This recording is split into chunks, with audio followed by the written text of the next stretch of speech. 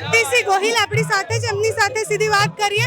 શક્તિભાઈ, છેલ્લા પડાવે છે ન્યાય યાત્રા, કેટલી આશા છે કે આ યાત્રા પછી ન્યાય મળશે? એક સંઘર્ષ લોક પ્રશ્નો માટે વિપરીત વાતાવરણમાં વરસતા વરસાદની વચ્ચે પણ મોરબીથી છેક સુધી યાત્રામાં જે મિત્રો ચાલ્યા એને અભિનંદન આપું છું. મારા વાલા ગુજરાતીઓએ પ્રેમ, આશીર્વાદ, સમર્થન અને પોતાના પ્રશ્નો આપ્યા.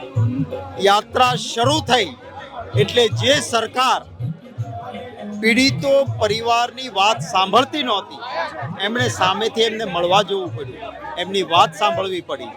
આજ હું માનું છું કે યાત્રાની મોટી સફળતા છે. અને આટલી ગંભીર બાબતો થઈ જાય, આટલી ગંભીર ઘટનાઓ થાય અને પછી પીડિતોએ ન્યાય માટે રસ્તા પર આવવું પડે, એ કેટલું પીડાદાયી છે.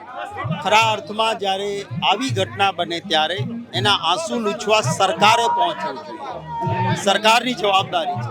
પરંતુ સરકાર જ્યારે આ નથી કરતી ત્યારે ન્યાય માટે રોડ પર ઉતરીને પીડિત પરિવારની સાથે લડવું પડે એક જવાબદાર રચનાત્મક વિરોધ પક્ષ તરીકે હું માનું છું કે સરકાર માટે શરમજનક છે. અમારું તો કામ છે લોકોની મુશ્કેલીમાં લડવાનું. અને જ્યાં જ્યાં આવી પરિસ્થિતિ થઈ, જ્યારે ખેડમાં પાણી ભરાયું, દ્વારકા હોય, જુનાગઢ હોય, મધ્ય ગુજરાત હોય કે સાઉથ ગુજરાત, અમારી ટીમે જઈને લોકોની વચ્ચે કામ કર્યું છે અને કરતા રહીશું.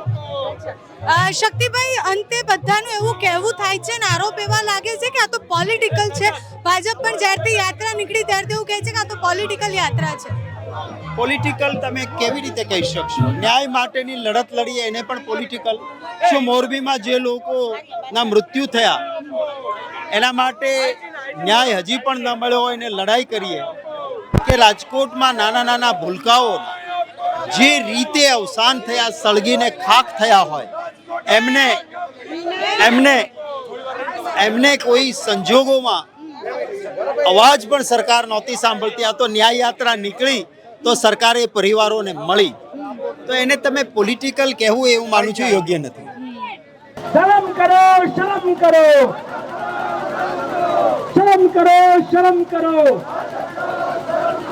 શરમ નહીં તો ડૂબ મરો. ખાણ ખનીજમાં ભ્રષ્ટાચાર, આદિવાસી પર અત્યાચાર,